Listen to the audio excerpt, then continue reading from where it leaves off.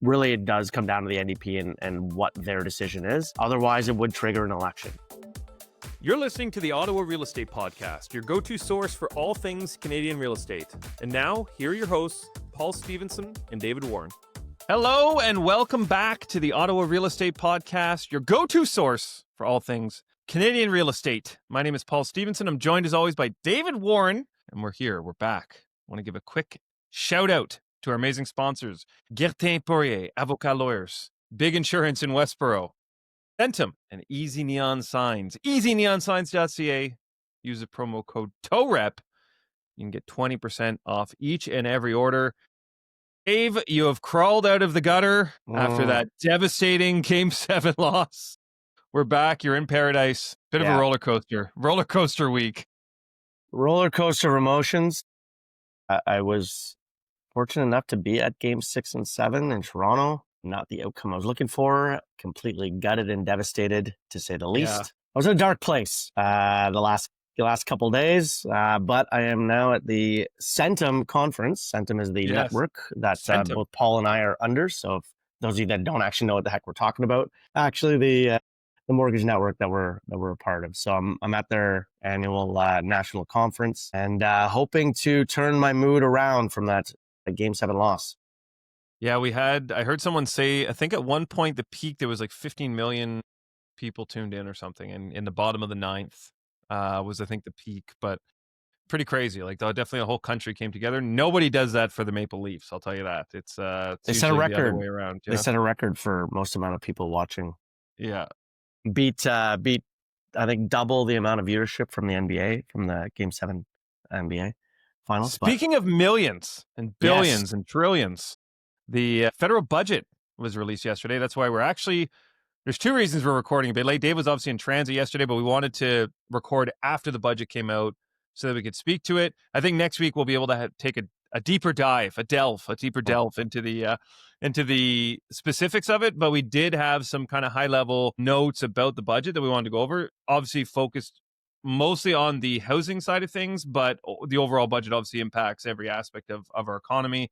Where should we start, Dave? Where should we lead off with this budget?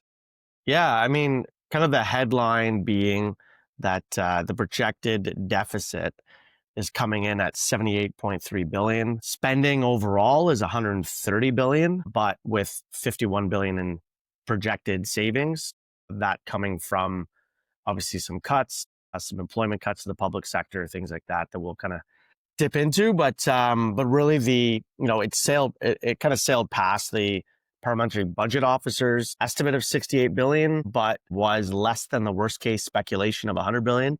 Kind of some of the commentary that I was reading yesterday and this morning was kind of just, people talking about feeling nostalgic for the decade-old era when the Liberal government and Trudeau stood and vowed to run a modest short-term deficit of less than 10 billion. Not too long ago, but obviously a lot has changed with Canada, with the world, with COVID and all that. And that was obviously pre that, but it's not too long ago that was the kind of talk about a budget was, being less than 10 billion. And now we're talking about deficits of 78. So a lot of spending, a lot of stimulus. We will see it's how... It's not spending, David. It's investment. Correct.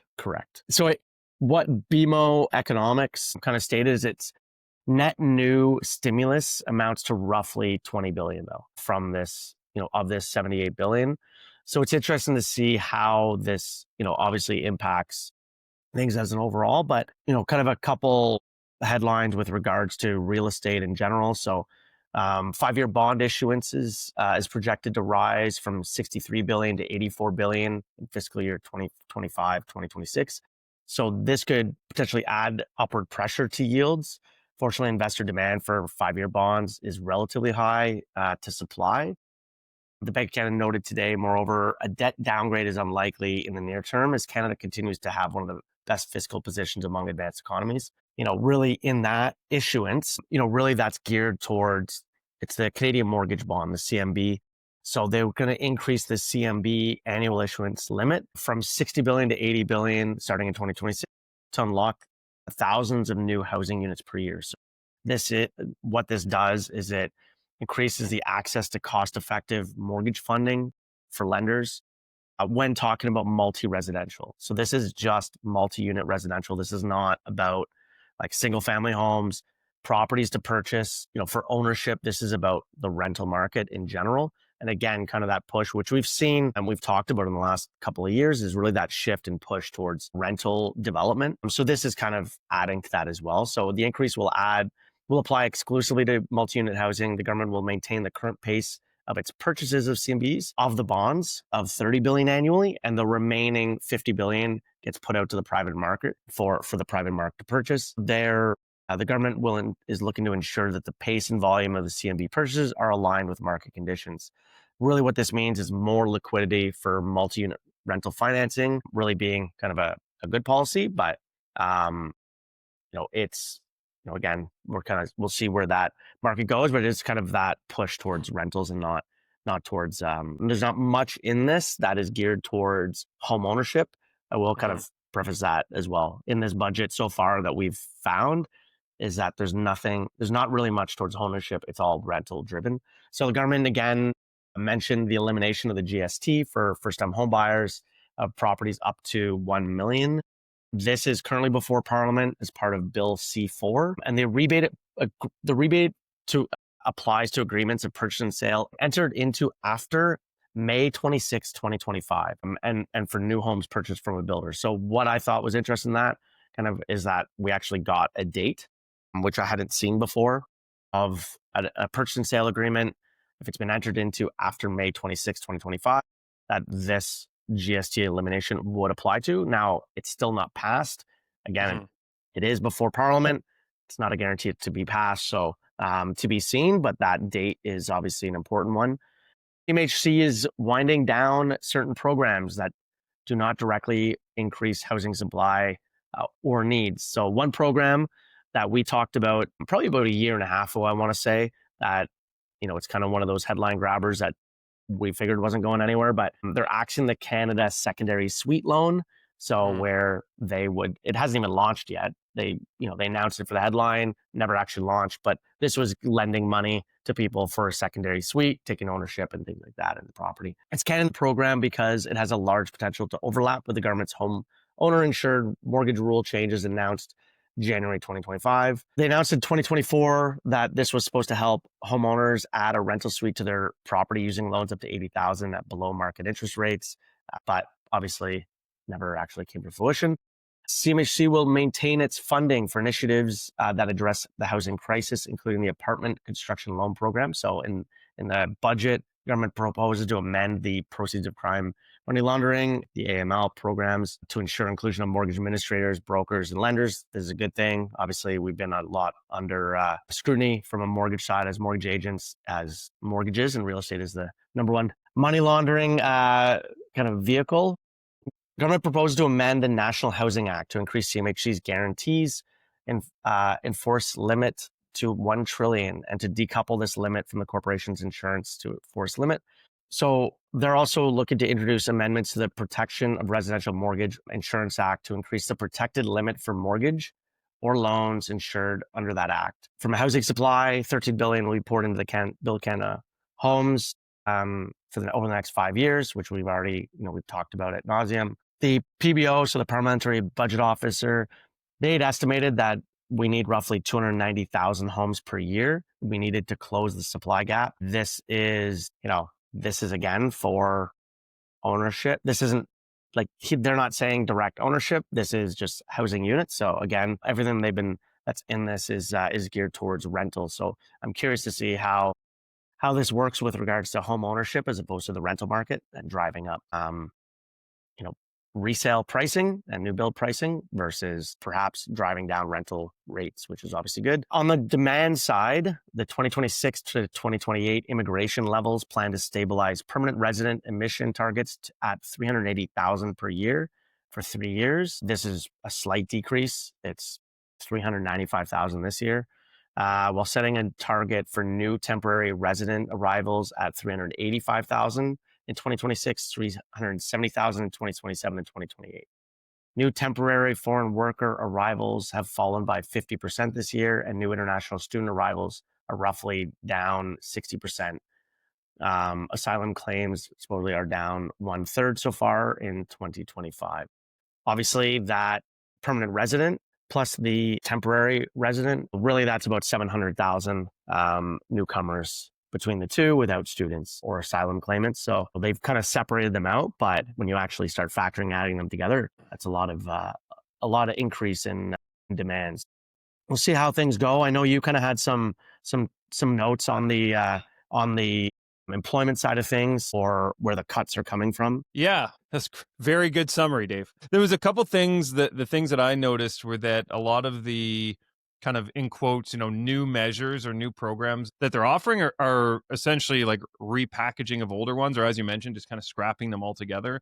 So programs like the Housing Accelerator Fund, Apartment Construction Loan, they're kind of folded under a new branding of that Build Canada Homes initiative, as opposed to like allocating either new programs, new budget to that. They're kind of just consolidating all of them into one and just throwing more money at it. So I would personally like to see like more like specific constructive programs that will actually show us how they're going to build more homes for ownership, as you mentioned, as opposed to just creating this massive rental market. So yeah, with regards to job cuts, I know the market itself, the real estate market has kind of been in this weird stagnation right now. People waiting to see when this budget comes out, what's going to happen with federal and provincial jobs, and what's that going to mean for the economy and for the housing market. So an article I was reading reports that according to the PSAC, so the Public Service Alliance of Canada, the government plans deep cuts into federal public service under comprehensive expenditure review associated with the 2025 federal budget. So the union claims more than 40,000 federal public service jobs will be eliminated over the next few years. These cuts are tied to efficiencies, automation, so including the use of AI, program streamlining, and reductions in operating expenses. PSAC warns these reductions will adversely affect frontline services like passports, employment insurance, child care benefits, tax processing, and food safety oversight. It also flags that collective bargaining rights could be weakened by related labor law changes. The union welcomes one modest measure, improved retirement benefits for public safety workers, so allowing them to retire after 25 years without penalty. In short, while the budget intends to modernize and streamline government operations, the article frames this as significant contraction of the federal workforce with potential risks for service delay and worker protections. So I think people were unsure. I mean, there's already been a lot of job cuts. It seems like every month the job numbers, one month we're up 60,000, next month we're down 40,000, then we're up 55,000. Like it seems like job numbers are kind of all over the place as things kind of consolidate and balance out. This seems to indicate that there is for sure going to be that 40,000 public service jobs, but I think it's kind of to be expected.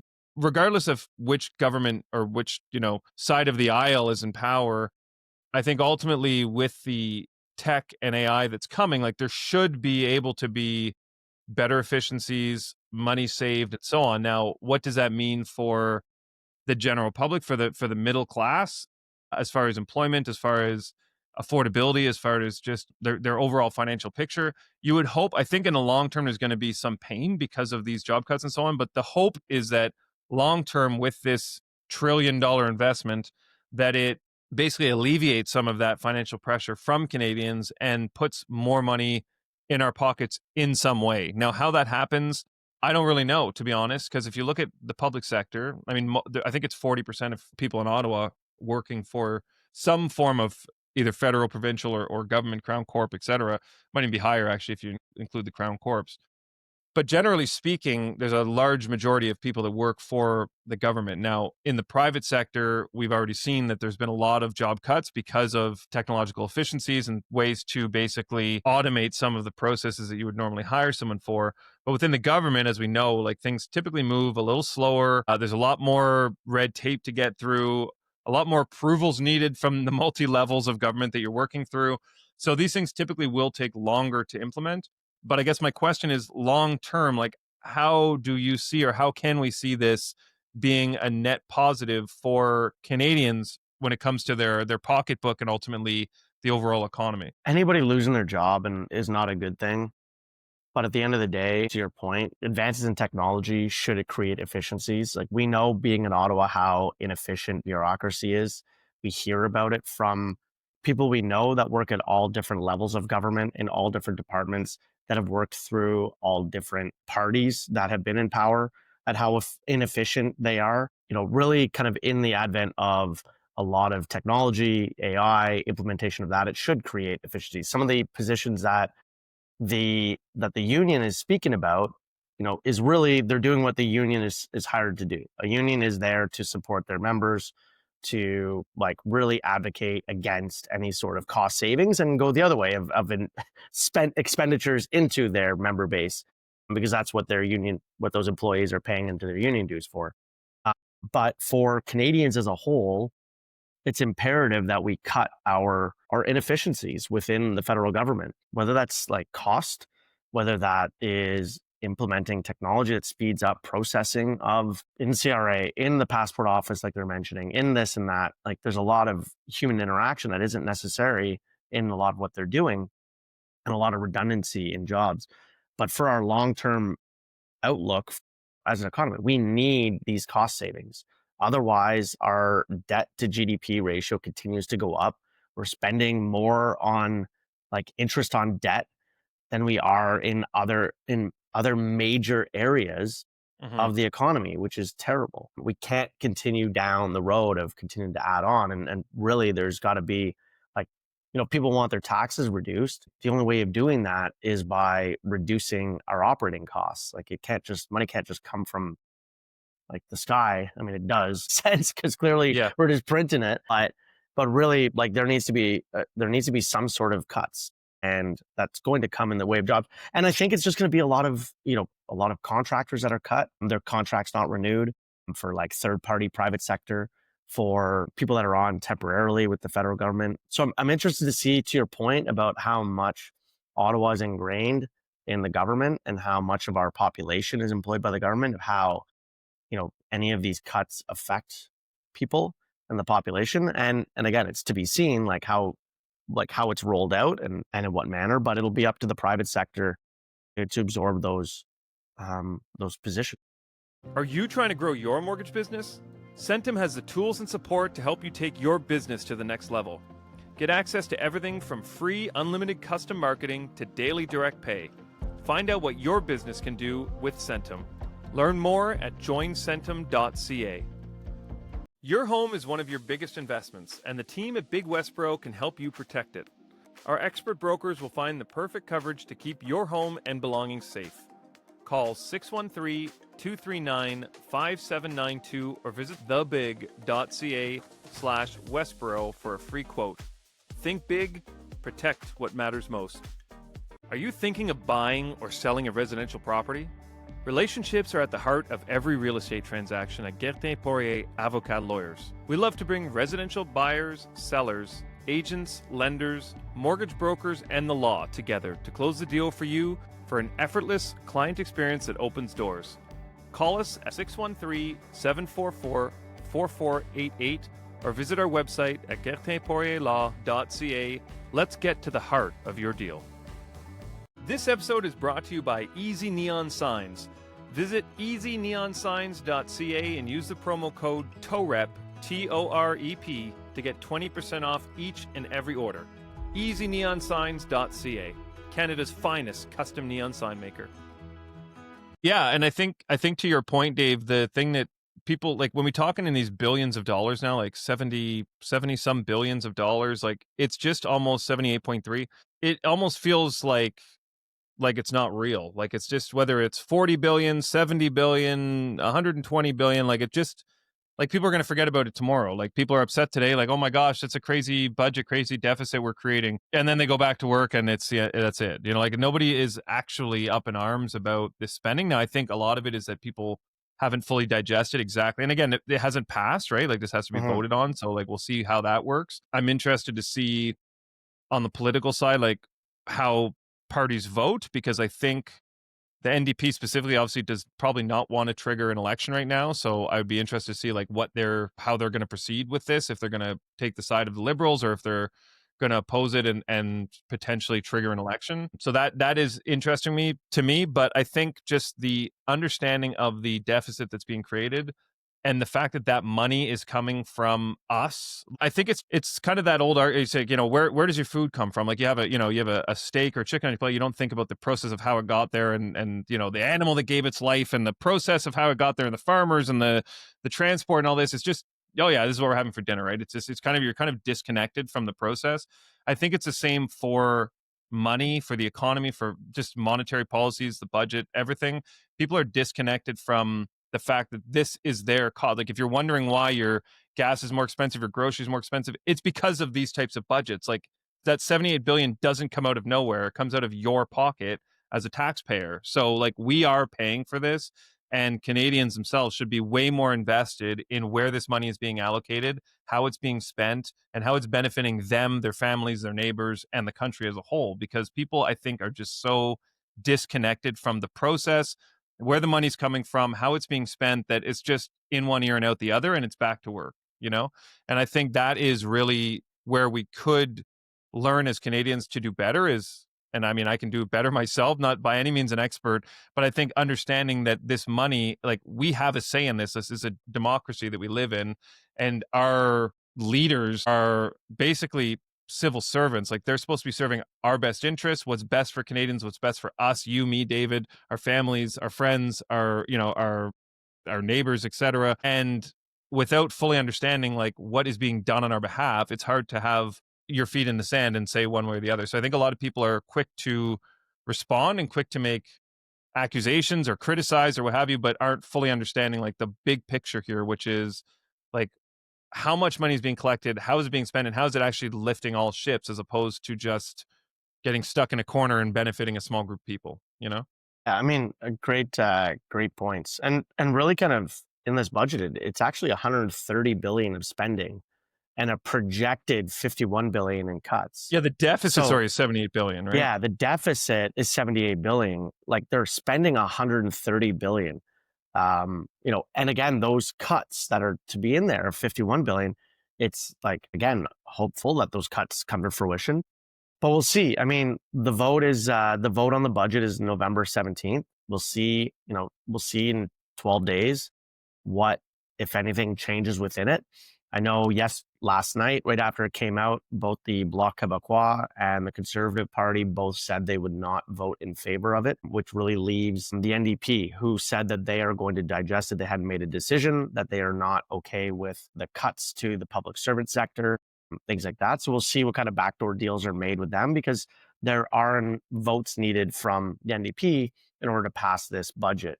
And it really will fall on that party of whether this passes through. And if they abstain and decide not to vote and go that route, then it can still pass. So really, it does come down to the NDP and what their decision is. Otherwise, it would trigger an election. Now, the likelihood of that is pretty slim. I'm sure that it'll pass based on history of those two parties. So we'll kind of see. But I'm hopeful that there are some changes within the budget, at least from a high level, that I've looked at so far or kind of read through. Again, haven't had the time to digest all of it. And I think a lot of economists and a lot of people are still digesting all of it. And hopefully next week we'll be able to kind of touch on a bit more. But in anything, because it can't just be passed in that first vote and it will require another party to vote, means that there are likely to be changes within that budget. So we'll just have to also see what that translates to. Yeah, I saw on X yesterday, someone had posted the year over year deficit over the last 10 years from the various ships as to like when the federal budget comes out, like the actual deficits that were created. So in 2015, 2016, it was $1 billion was the deficit. So 10 years ago. So I know you were mentioning then 2016, 17, 17, 18 was 19 billion each year. 14 billion in 18-19, 40 billion in 2019, 2020, 327 billion in 2020, 2021. That was obviously COVID.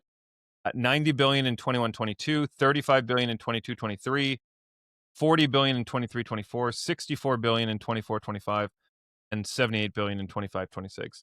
So again, like I go back to my point, like when you're talking these like multi-billions of dollars, trillions of dollars, like we can't wrap our head around how much money that actually is, like considering we're a population of 41 million, I think now, that is a huge amount of money per Canadian that's being allocated to fix these problems. Something I want to talk to, Dave, and I've mentioned it a few times in passing over the last few weeks, but that was the rents in Canada. So this is from rentals.ca.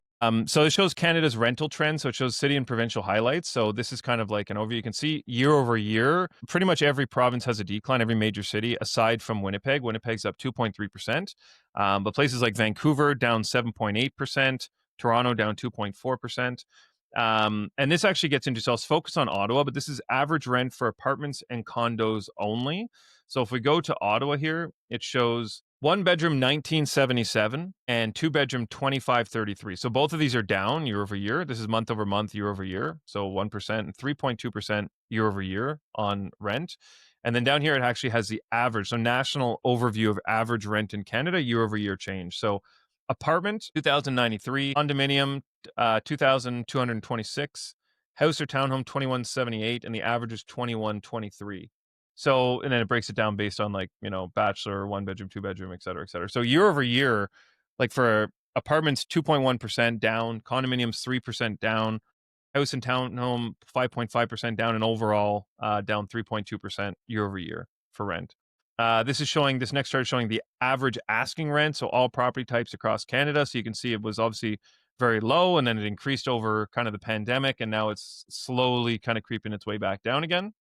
And then here it shows the year over year change in average asking rent. So again, this is all property types across Canada. And you can see really as of September of last year, it's been in kind of a decline month over month. I think it's 10 months now in a row, almost 12 months that it's been on a decline, or at least negative. I mean, I think really in this, kind of this budget as well, speaking to increasing that funding for multi-unit residential, which is increasing the rental supply. Really for that low and middle class, it will be helpful because it will, that trend will continue of that downward decrease. Now, I'm curious whether really, if you removed the biggest metropolitan areas of Toronto and Vancouver, especially Toronto, from those figures, how they would change. Obviously, property and rents in Toronto have been drastically impacted over the past 2 years. So I'd be curious if that figure was stripped out, what it would look like. But overall, I mean, it's certainly interesting to see that downward trends.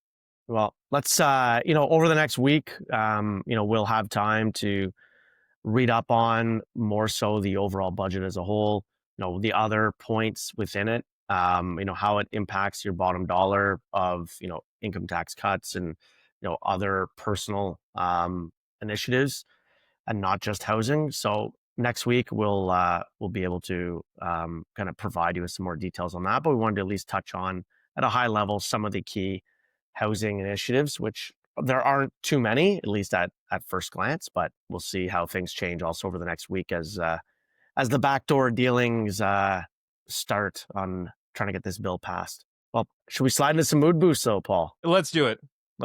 I feel like today was a bit somber. Like, I think just reading the budget, it was a lot of numbers that we went through this morning, but we got the facts out there. We'll come back sharper next week. I got 3 today. Okay. Number 1, I tried to make a belt out of watches, but it was a total waste of time. Time. And number 2, I named my dog 5 Miles. Now I can tell people I walk 5 miles every day. Clever. My toaster and I are in a heated argument. This is number 3. My toaster and I are in a heated argument. It said I always burn out too quickly. Don't like the last one. No, they're all right. They're all right. The last one. Thank you, everyone, for tuning in. Federal budget 2025. We're back. Here we are. Lots of money to spend. None of it ours. Thank you to our amazing sponsors, Gertin Poirier Avocat Lawyers, Big Insurance in Westboro, CENTUM. Shout out to the CENTUM Summit.